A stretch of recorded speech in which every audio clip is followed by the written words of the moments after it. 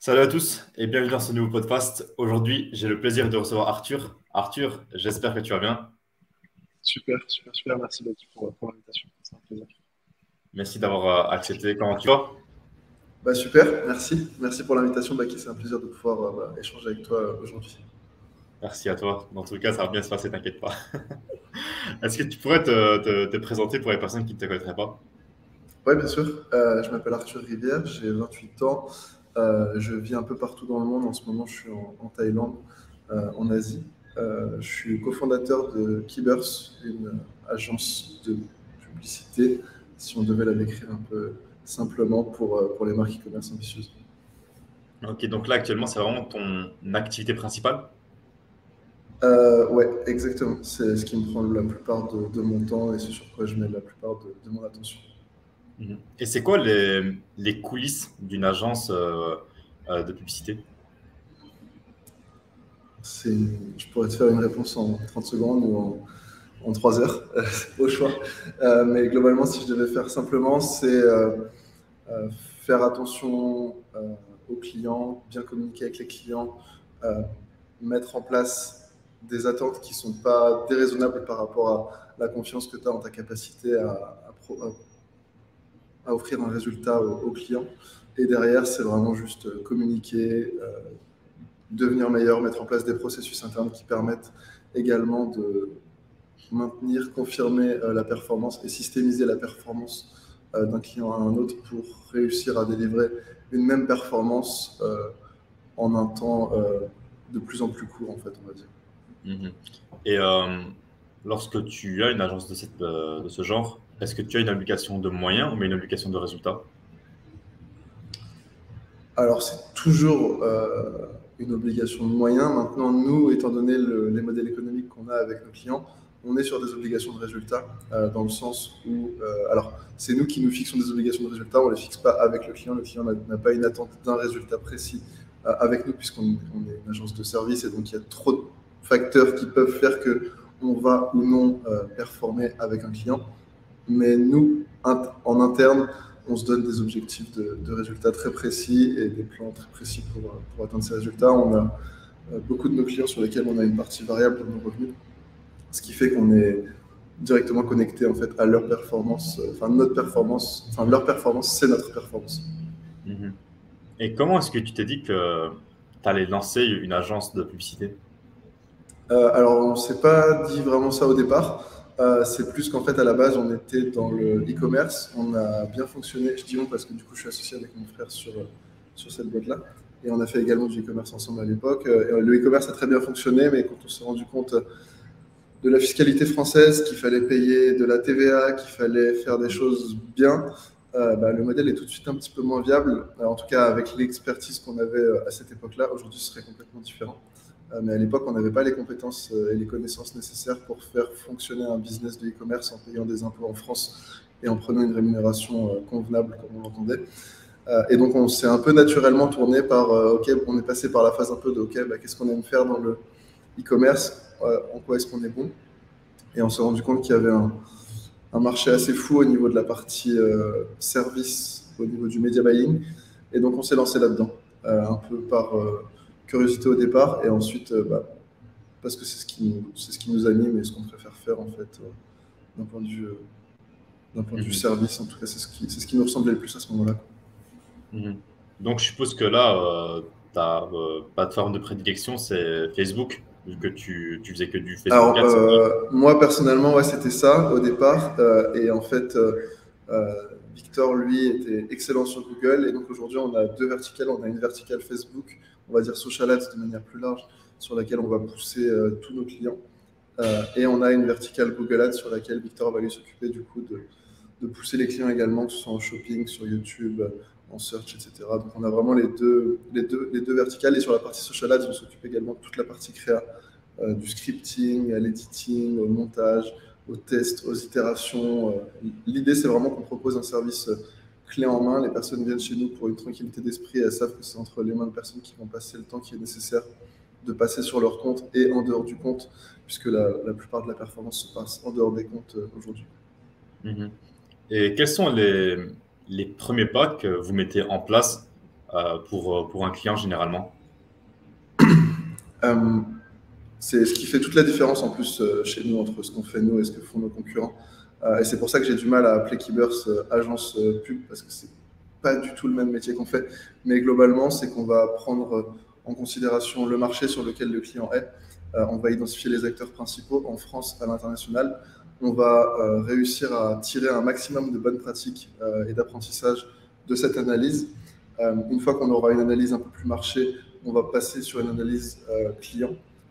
Et donc là, l'idée, ça va être de comprendre la clientèle, pourquoi elle achète tel produit, quelles sont les raisons qui pourraient l'empêcher d'acheter ce produit, et donc venir justement réussir à considérer toutes les réponses qu'on va obtenir dans ces recherches, dans nos stratégies marketing, avec un objectif simple, c'est d'augmenter nos chances de succès dans nos tests dès le départ et minimiser les variables inconnues qu'on pourrait avoir si on devait penser nous-mêmes de zéro une stratégie créative, marketing pour ce client. Donc on a toute une phase de recherche. Une fois que cette phase de recherche elle est mise en place, on va définir une stratégie sur mesure du coup, qui va être adaptée aux data qu'on aura obtenues lors de ces recherches. Et ensuite, une fois que ça c'est fait, on passe à la partie stratégie créative. Donc on va scripter ce qui a besoin d'être scripté, contacter les créateurs de contenu qui ont besoin d'être contactés, s'assurer que tout se met en place, tourner ce qui doit être tourné aussi de notre côté en interne. Et après, on teste, on voit les résultats, on apprend et on met en place un cercle d'amélioration continue dans ce sens-là. Et mis à part les plateformes que vous utilisez, donc Google et Facebook, est-ce que vous utilisez d'autres outils pour pouvoir amener à bien le client? Ouais, on en a beaucoup. Alors, il y a déjà des outils internes. En interne, on utilise Slack et WhatsApp pour la communication avec nos clients. Ensuite, on va avoir Notion pour centraliser l'information. Toutes nos recherches, typiquement clients, marché, on va les centraliser sur un Notion. Après, en interne, pour s'organiser, on a Asana qu'on utilise en gestion de projet qui nous permet vraiment de bien répartir les missions entre chacun et s'assurer que tout est fait dans les temps et qu'il n'y a pas des tâches qui vont bloquer quelqu'un d'autre dans l'avancement vis-à-vis du projet.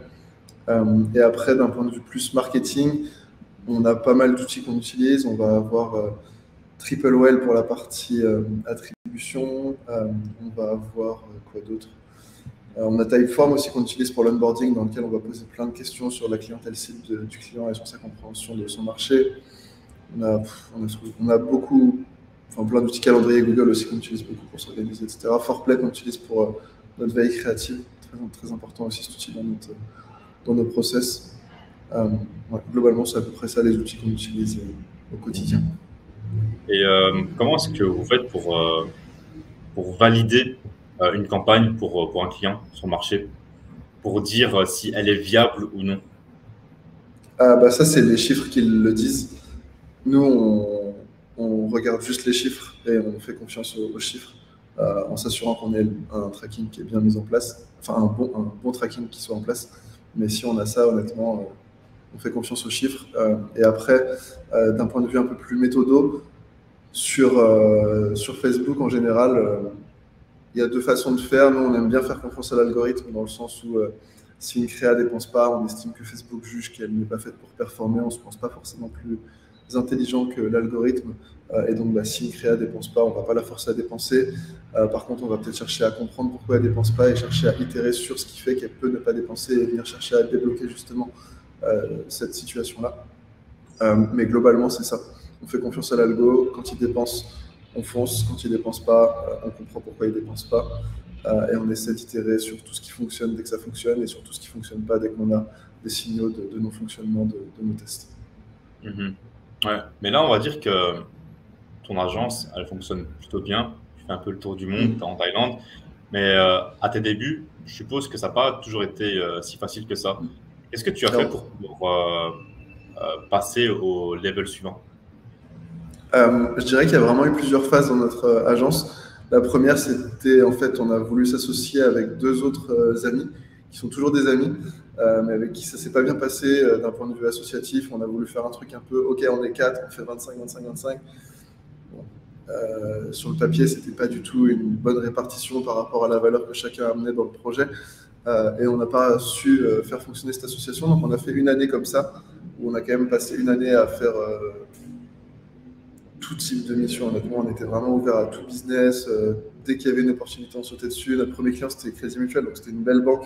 Donc on a eu la chance d'avoir cette première confirmation de marché, comme quoi il y avait un besoin et comme quoi ce qu'on proposait pouvait être plus pertinent que ce que des agences qui étaient déjà un peu en place et implantées proposaient. Et ensuite, ça a vraiment été ça a vraiment été la galère, quoi. On a galéré pendant je pense, 2 ans. Enfin, pendant un an, on a galéré. Et ensuite, on s'est séparés du coup de ces deux personnes-là avec mon frère. On s'est retrouvés à deux. Et, euh, et là, je sais pas, sur un coup de tête avec un pote, on s'est dit, OK, bon, là, il faut qu'on bouge. On était dans des bureaux un peu enfermés pendant une année. On a dit, OK, bon, on va prendre un billet d'avion, on va à Bali, on va voir ce qui se passe. On a été là-bas. Et ensuite, là-bas, en fait, beaucoup de barrières mentales ont sauté. J'ai rencontré pas mal de personnes qui m'ont permis de comprendre que j'avais un niveau qui était assez élevé en media buying et que ça pouvait vraiment servir d'autres entreprises. Et je dirais que le vrai moment où ça a commencé à shifter, c'est quand on a rencontré des infopreneurs qui voulaient qu'on gère tout leur écosystème marketing pour eux. Et à ce moment-là, on ne mettait aucun fixe, rien. On disait, voilà, on fait juste de la performance. Toute la performance qu'on génère, on prend un pourcentage. On était quasiment à 40% de la performance à l'époque, mais on gérait tout. On faisait tous les funnels, le design, le copywriting, les ads, les tournages, enfin tout. On gérait tout. Et c'est là où ça a vraiment explosé. C'est quand on a commencé à prendre toute la performance pour responsabilité, enfin prendre nos responsabilités sur toute la performance de nos clients. Et là, ça a explosé. On est monté à 2 avec mon frère, des mois à 70 000 euros sur la fin d'année. Et là, on a commencé à sentir qu'il fallait qu'on recrute et que c'était le bon. Mais ça a mis beaucoup de temps avant ça. On a quand même passé un an et demi à appeler des gens dans le vide, à ne pas savoir sur quelle niche aller. Est-ce qu'on fait du SaaS? Est-ce qu'on fait du lead gen? Est-ce qu'on fait du e-commerce? D'un point de vue marketing, j'entends pas d'un point de vue business. On voulait rester focus sur le service à ce moment-là. On a tout testé, on a vraiment fait... on est parti dans tous les sens jusqu'à... des paliers qui nous ont dit, OK, bon, bah là, il faut faire ce move-là. Donc, on est parti sur l'infoproduit, on est allé à fond là-dessus. Ensuite, on est parti sur les NFT. Pareil, on était à fond là-dessus pendant 7-8 mois, vraiment fond, pour revenir aujourd'hui sur le métier initial qui nous animait, le e-commerce. Et là, pour les personnes qui aimeraient lancer leur propre agence de media buying, pour toi, quelle serait la meilleure offre? C'est une vraie question à laquelle même moi, je n'ai pas la réponse aujourd'hui parce qu'on n'a pas un client qui a une offre similaire. Donc, je ne pense pas être bien placé pour dire quelle serait la meilleure offre, sachant que la meilleure, c'est assez subjectif puisque ça dépend à chaque fois d'un contexte bien précis. Si par exemple, c'est une personne qui veut se lancer en media buying, je dirais, quitte à bosser gratos pendant plusieurs mois, en fonction du niveau d'expérience que tu as et d'expertise que tu as. Mais pour moi, c'est une très mauvaise idée que de chercher à facturer des clients alors que tu n'as pas le niveau. Tu vas juste leur faire perdre du temps, de l'argent, ça ne sert à rien. Autant penser un peu plus long terme, faire des études de cas, bosser gratuitement ou pour pas très cher en tout cas, au moins à rentabiliser le temps que tu passes, peut-être éventuellement à avoir le contrat que tu arrives à signer avec le client. Mais en tout cas, moi, si je voulais me former, puisqu'il y a toute la théorie, c'est très bien, mais ça ne pourra pas remplacer la pratique. Et il y a trop d'incompétents aujourd'hui sur le marché en termes de media buying. Donc, je ne conseillerais pas aux gens qui ne savent pas media buy de se lancer dans le media buy parce que c'est un métier qui devient de plus en plus complexe. Ou alors de réussir à se former auprès des bonnes personnes, trouver les bonnes sources d'informations qui vont permettre en fait à ces personnes-là de... Enfin, le rôle de media buyer aujourd'hui est plus vraiment ce qu'il était il y a quelques années. On tend plus vers un rôle, on appelle ça creative strategist, donc qui s'occupe des créations publicitaires qu'on va justement envoyer dans le compte pub, étant donné la maturité que les algorithmes ont pris. Et également les tendances vers lesquelles vont Meta et Google avec des campagnes un peu IA qui sont un peu en autopilote, etc., où tu as juste à envoyer des assets vidéo, photo, et lui va prendre en fait un peu les décisions à ta place. Donc je dirais que notre métier est vraiment en transition. Donc, si je devais me relancer, je pense que je me formerais déjà sur les bases de la psychologie humaine, sur les fondamentaux du marketing, sur qu'est-ce qui motive vraiment les gens, qu'est-ce que veulent vraiment les gens, et comment est-ce que je peux éveiller ce désir en eux sur tel ou tel produit. Et je pense que j'essaierai de m'entraîner en faisant vraiment d'écrire à la limite gratuitement pour des marques, du copywriting, du media buying. Et une fois que j'ai des études de cas concrètes, à ce moment-là, j'irai potentiellement dans une agence. Mais même, pourquoi pas même commencer en CDI dans une agence classique. honnêtement, c'est peut-être aussi un bon moyen de se former pour éviter d'avoir à aller chercher des clients Mhm. à droite à gauche. Il y a beaucoup d'agences qui recrutent des juniors. La majeure partie des agences d'ailleurs recrutent des juniors. Donc, je pense que ça peut être aussi un bon moyen de commencer. Mhm.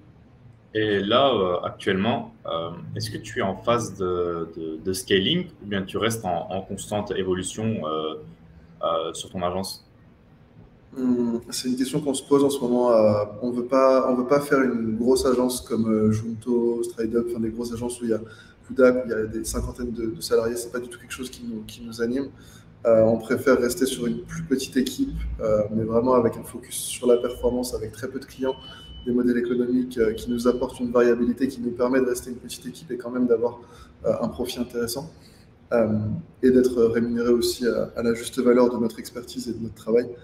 Euh, et donc, je dirais qu'aujourd'hui, je pense qu'on va rester sur une petite équipe. On ne devrait pas dépasser les 8-10 personnes sur Keyburst, mais toujours avec ce focus de conserver une excellence dans le niveau, de jamais intégrer de junior pour la rentabilité, mais de toujours penser pour la performance, contrairement aux autres, à ce que les autres agences peuvent faire.